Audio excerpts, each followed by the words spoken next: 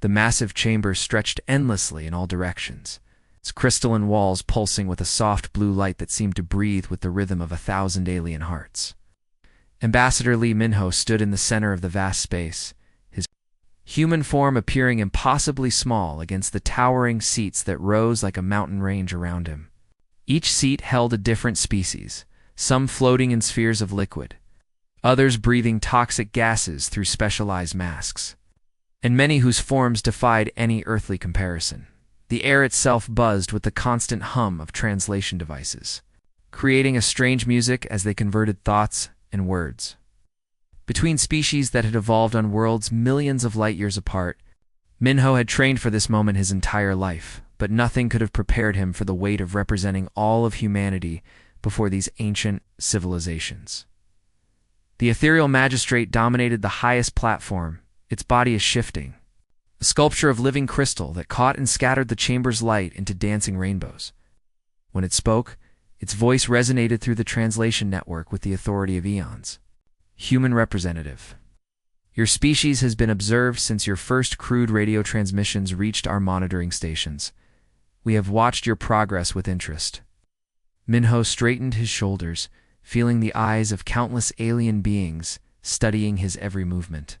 Some of these species had been traveling between stars when humans were still living in caves. Others had built empires that spanned entire galactic arms. Yet here he stood, speaking for a world that had only just learned it was not alone in. The universe. You show promise, the magistrate continued, its crystalline form shifting colors as it spoke. Your species demonstrates creativity, adaptability, and a fierce determination to survive. These are valuable traits in the galactic community. However, you are also reckless, violent, and dangerously unpredictable. Your recent conflicts and your history of warfare concern us greatly. A holographic display materialized in the air above, Minho's head, showing Earth in all its blue and green glory. The sight of his homeworld hanging in the alien chamber made his chest tighten with homesickness he hadn't expected to feel. Then the display shifted, showing another star system far. From Earth's familiar constellations, you have prepared a sanctuary world for your species, the magistrate explained. It is located in the outer rim, far from the current territorial disputes between the major galactic powers. The planet is suitable for human life, with appropriate atmospheric conditions and abundant resources. Your entire population can be relocated there safely. Minho studied the alien world on the display. It looked habitable enough, with vast oceans and continental masses that might even be beautiful. But it was not Earth. It was not the world where humans had first looked up at the stars and wondered what lay beyond. It was not the soil that held the bones of their ancestors or the skies that had inspired their first dreams of flight. The galaxy is entering a period of great instability, declared another council member, a creature that looked like a giant insect with multiple arms and clicking mandibles. The hegemony wars have already consumed dozens of star systems. Entire civilizations have been wiped from existence. The battle lines shift constantly, and primitive worlds like yours become casualties of conflicts you cannot comprehend. The holographic display changed again, showing images of devastated worlds. Planets cracked open like eggs, their surfaces boiling away into space. Cities that had stood for millennia, reduced to glowing craters.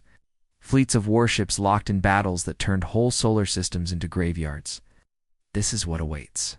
Species that remain in the contested zones, the insect-like being continued. Your world sits directly in the path of the expanding conflict. If you remain on Earth, your species will be extinct within a generation.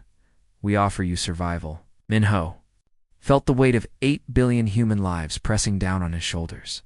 Every person on Earth, every child playing in schoolyards, it's every elderly couple watching sunsets together, it's every dreamer staring up at the night sky, all of them depending on his words in this moment. The relocation process will begin immediately, the magistrate announced. Our ships are already en route to your system. Transfer will take approximately 1 standard year to complete. We will ensure that your cultural artifacts, your historical records, and your population are moved safely to your new home. The council members began to murmur among themselves in languages that sounded like music, static, and grinding stone. Minho realized they were discussing the practical details of moving an entire species across the galaxy. To them, this was simply another administrative task, like relocating a small settlement to make way for a new highway. You will be given full citizenship in the Galactic Council once the relocation is complete, the magistrate added. Your species will be protected, guided, and helped to reach its full potential in a safe environment. You should be grateful. For this opportunity, the chamber fell silent, except for the ever-present hum of the translation devices. Every alien I turned toward Minho, waiting for his response. He could feel the expectation in the air, the assumption that humanity would gratefully accept this generous offer of survival. Minho looked up at the holographic image of Earth still floating above his head. Home. The word carried more weight than any of these ancient beings could possibly understand. The words left Minho's lips in barely more than a whisper. Yet they seemed to echo through the vast chamber like thunder rolling across a mountain range.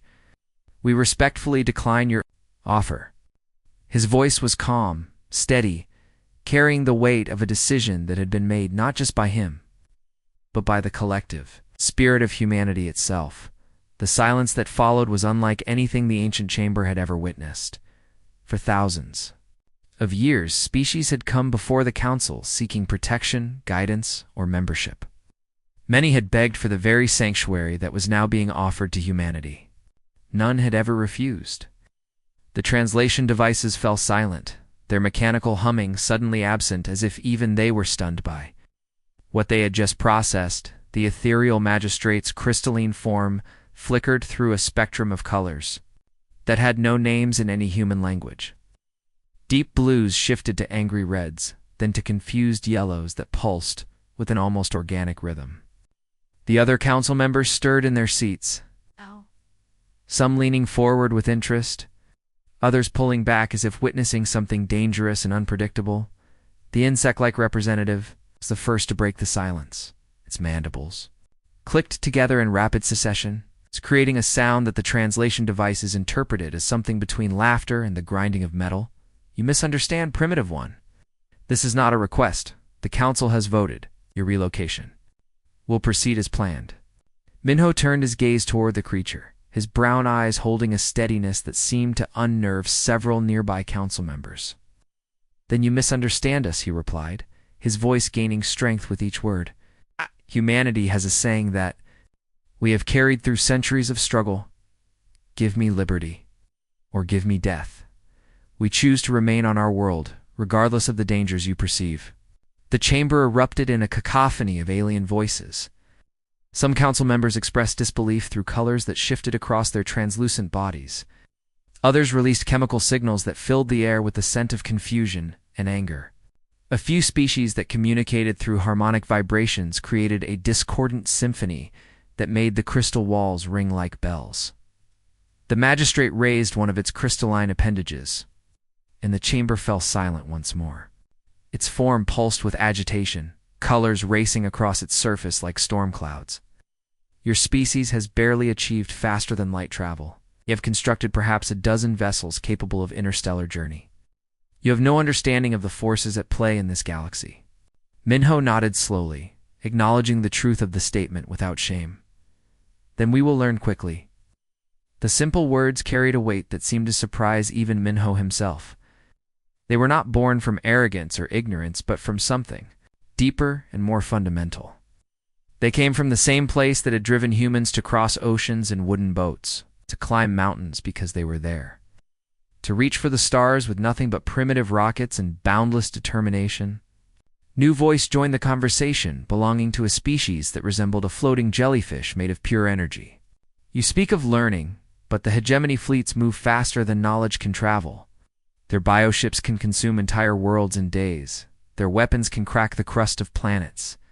What can your primitive technology do against such power? Minho looked up at the holographic display still showing Earth, his homeworld spinning slowly in the alien light. We will do what humans have always done. We will adapt. We will survive. We'll find a way.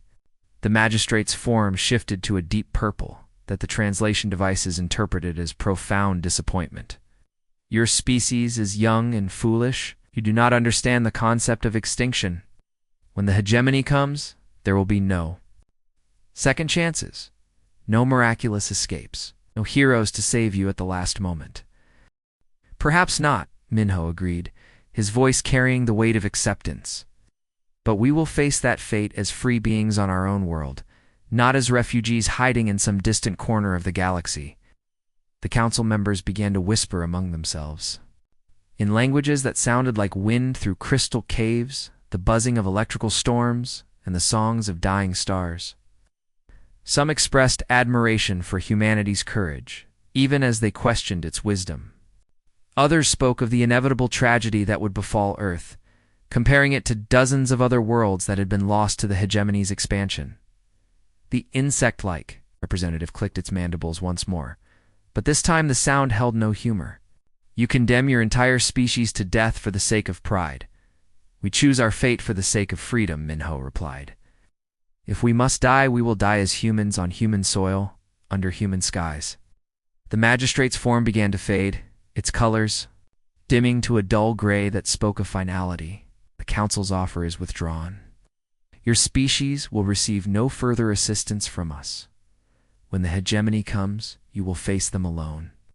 Minho turned toward the chamber's exit, his footsteps echoing in the vast space. Behind him, the council members continued their discussions, some already moving on to other business, others still debating the implications of what they had just witnessed as he reached the massive doors. The insect-like representative's voice echoed through the chamber one final time. Very well, humans. When your world burns, remember that we offered you salvation. Minho paused at the threshold, looking back at the assembled representatives of 47 civilizations. And when history judges this moment, remember that we chose to write our own ending. The darkness at the edge of the solar system seemed to ripple and twist, as if space itself was being disturbed by something vast and alien. Commander Kim Ji-ho stood on the bridge of the UES defiant, her eyes fixed on the sensor displays that showed readings unlike anything in human databases. The objects approaching from the outer reaches were not made of metal or ceramic like human ships. They pulsed with a rhythmic energy that suggested something alive, something that had grown rather than been built. 18 months had passed since Ambassador Minho's return from the Galactic Council. 18 months of frantic preparation that had transformed the entire solar system into something the aliens would never expect. The moment Earth learned of the coming war, every human hand had turned to the task of survival. Mining stations in the asteroid belt had been converted into weapons platforms, bristling with railguns and missile launchers. Was scarred with deep trenches, where massive electromagnetic cannons had been installed. Their barrels pointed toward the outer system like the spines of some enormous defensive creature. Mars had become a shipyard, its red soil churned by the construction of humanity's first true war fleet. The ships were crude compared to the sleek vessels shown in the Council's records, but they were built with human determination and powered by human ingenuity. Each vessel carried weapons that broke every rule of civilized warfare, designed not for honor or glory, but for the simple purpose of killing anything that threatened Earth. Contact on long-range sensors, reported Lieutenant Park Sung, his voice tight with tension. Multiple vessels bearing 27 Mark IV are not using any propulsion system we recognize. Ji-ho studied the approaching shapes on the main display. The hegemony ships moved through space like sharks through water, their biomechanical hulls rippling with patterns of light that suggested neural activity. They were beautiful in their own alien way, but there was something predatory about their movement that made her skin crawl. They're scanning us, Sung continued, energy signatures consistent with deep biological probes.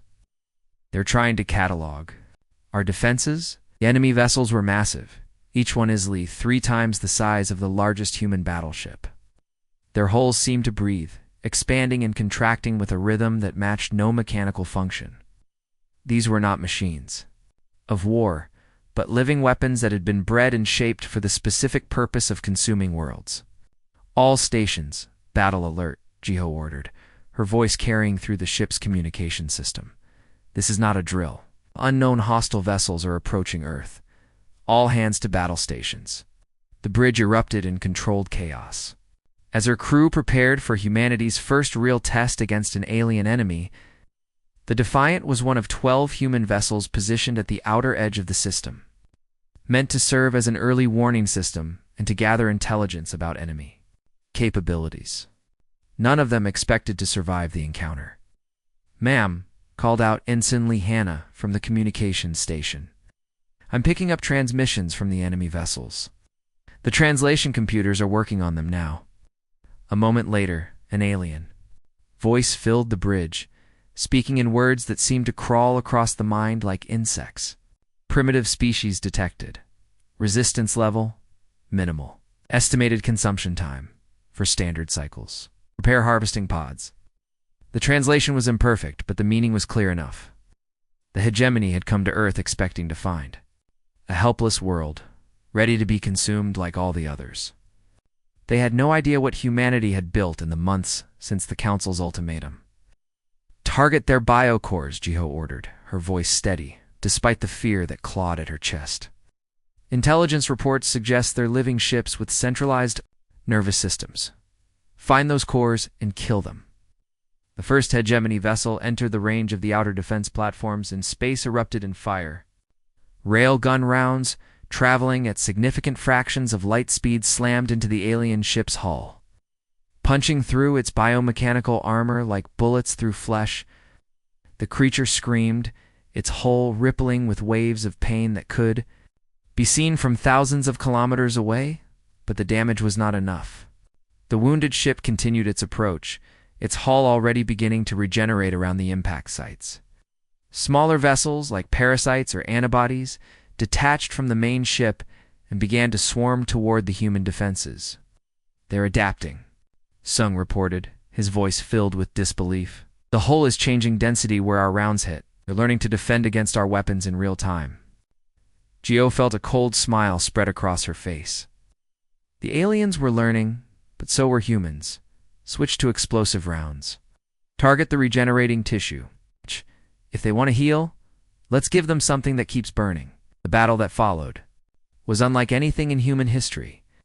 The hegemony ships were faster, stronger, and more advanced than anything Earth could field. But they had come expecting to face a primitive species that would surrender or flee at the first sign of superior force. Instead, they found themselves fighting an enemy that had spent 18 months preparing for this exact moment. Human weapons tore into alien flesh. Asteroid-based platforms launched volleys of nuclear warheads that bloomed like deadly flowers against the enemy hulls.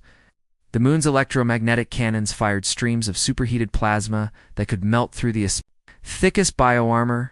The aliens fought back with weapons that defied human understanding. But for every human ship they destroyed, they lost 2 of their own. The hegemony's second fleet arrived like a plague of locusts, blotting out the stars with their massive bioships. Where the first scout force had numbered in the dozens, this armada stretched across space in formations that seemed to pulse with collective hunger. The alien commanders had been humiliated by their initial defeat, and they came seeking not just victory, but complete annihilation of the species that had dared to resist them. "Commander." Park So-man watched the approaching fleet from the bridge of the UES Vengeance, her scarred face reflecting the glow of tactical displays that showed impossible odds. The human fleet had been rebuilt in the months since the first battle, but they still numbered less than 100 vessels against an alien force that darkened the space between Mars and Jupiter. Every captain knew they were looking at their own death, yet not a single ship turned away. "They're different this time," reported her tactical officer, studying the alien formations. "Heavier armor, different weapon configurations. They learned from our first encounter." So-man nodded grimly. The hegemony had adapted their bioships to better resist human weapons, thickening their hulls and developing new defensive systems. But humans had been learning too, and the fleet that faced the aliens now carried weapons that had been designed specifically to kill living starships. The battle began at 600 hours on a Tuesday morning, Earth time. The alien fleet split into 3 massive formations, each one targeting a different sector of human space. Their bioships moved with a coordination that spoke of a shared mind, blowing through space like schools of predatory fish seeking prey. First day of fighting was a nightmare of plasma fire and screaming metal. Human vessels fought with a desperation that surprised even their own crews, ramming damaged ships into alien holes when their weapons failed, continuing to fight even as their vessels broke apart around them. Space around Earth became a graveyard of burning wreckage, both human and alien. On the second day, the hegemony forces reached Earth's inner defenses. The moon's great guns fired continuously, their electromagnetic barrels glowing white-hot as they hurled streams of death at the approaching enemy. The asteroid platforms, that had been humanity's first line of defense, were overwhelmed and destroyed, their crews fighting until their weapons ran out of ammunition, then using their stations as ramming weapons against the alien ships. Young Lieutenant Kim Tae watched from his post on Luna Base as the final wave of alien vessels swept toward Earth itself. His family lived in Seoul, in an apartment building that looked out over the Han River. He had received their last message that morning, a simple video of his daughter playing in the park, while his wife watched with tears in her eyes. He knew what was coming. Everyone knew. All stations, this is command, came the voice of Admiral Cho Dae over the communication system. Earth's surface defenses are being overwhelmed. Orbital platforms are falling. We estimate 6 hours before the enemy reaches the major population centers. The third day dawned with Earth's cities already burning. The alien bioships had begun their harvest, their organic weapons reaching down from orbit to tear apart the works of human civilization. New York's skyline crumbled under beams of focused energy. London's ancient streets ran red with fire. Tokyo's millions fled in terror as alien pods began to descend from the sky. But even as their world died around them, the human fleet continued to fight. Commander Park So-min found herself at the controls of a ship that was more wreckage than vessel, her crew dead or dying around her. The Vengeance's hull had been breached in a dozen places, and she could feel the cold of space seeping through the emergency bulkheads. Ma'am called out her last remaining officer, blood streaming from a head wound. Enemy flagship is moving into position above the Asian continent, preparing to finish the harvest. Salman looked at the massive alien vessel on her display, a creature of living metal and organic technology that dwarfed every human ship that had ever been built. It pulsed with satisfied hunger, its biomechanical systems processing the energy it had drained from Earth's dying cities. The sight filled her with a rage that burned hotter than any plasma weapon. "Set collision course," she ordered, her voice steady despite the chaos around her. "Full power to engines. If we're going to die, we're taking that monster with us." Vengeance's remaining engines roared to life, pushing the crippled vessel toward the alien flagship at increasing speed. Other human ships, seeing her intention, began to follow suit. Across the solar system, the survivors of humanity's fleet turned their vessels into weapons of final desperation. The nuclear explosion that followed could be seen from Jupiter, a brief star that burned in the space above Earth's northern hemisphere. The alien flagship died in that fire, along with Park Salman and the thousands of human crew members who had chosen to spend their lives for one last act of defiance. As the alien fleet completed its grim work, Earth's surface lit up with thousands of launch signatures. These were not military vessels rising to join the final battle, but civilian ships of every description: cargo haulers, mining vessels, passenger transports, even converted pleasure craft.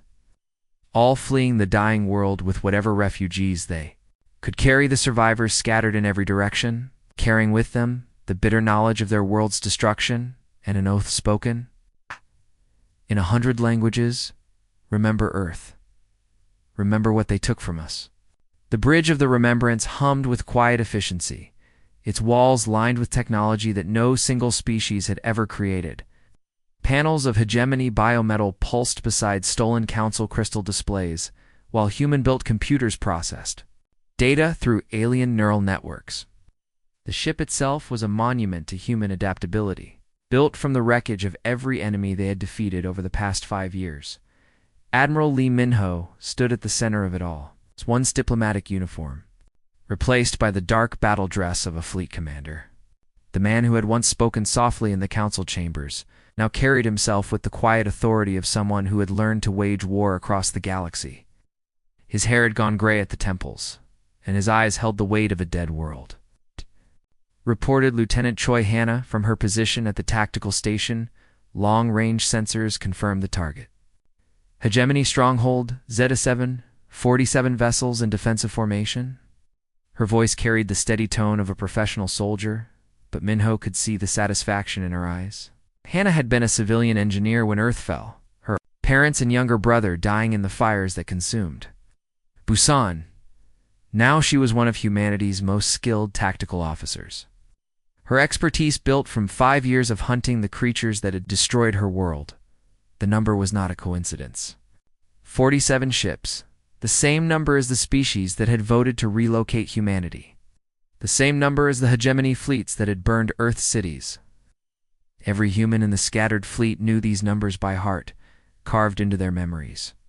Like scars. All units, this is Admiral Minho. He spoke into the communication system that connected him to strike forces hidden throughout the star system. Today marks exactly 5 years since Earth fell. 5 years since we lost our home. 5 years since the galaxy learned what happens when you mistake human kindness for human weakness. Across the system, human vessels began to move from hiding, places that defied every rule of conventional warfare. They emerged from within asteroid fields where they had sat motionless for months, their heat signatures masked by the radiation of space rocks. Others detached themselves from the coronas of stars, their hulls glowing with barely contained solar energy. Some simply materialized from what had appeared to be empty space, their stealth systems built from technologies stolen from a dozen different species. The attack began at exactly 800 Standard Time, the precise moment when Earth's final orbital platform had fallen silent 5 years ago. Every human survivor knew that time by heart, the moment when their world had truly died. They had chosen to mark every anniversary with fire and vengeance.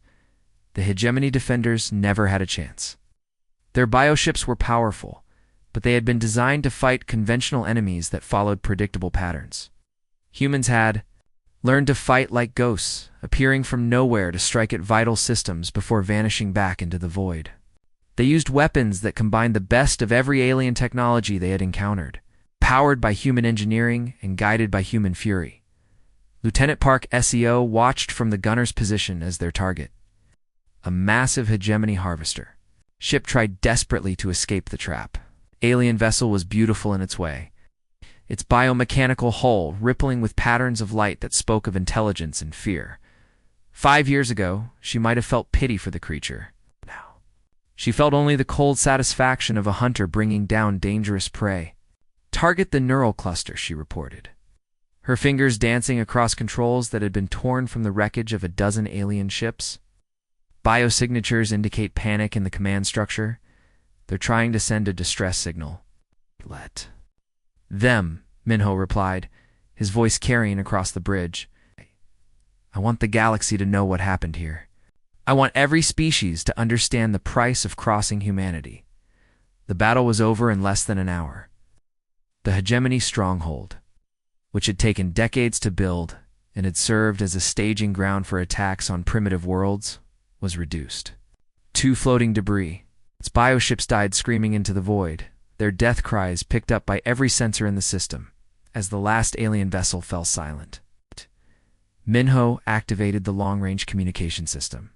The signal that went out was powerful enough to reach every corner of the galaxy, transmitted on frequencies that every species monitored. His image appeared in the council chambers and hegemony command centers, in the meeting halls of 1,000 different civilizations. Honored Council, he began, his voice carrying the weight of 5 years of warfare. You spoke of defense when we first met. You offered us sanctuary. You promised us safety if we would only abandon our world and accept your protection.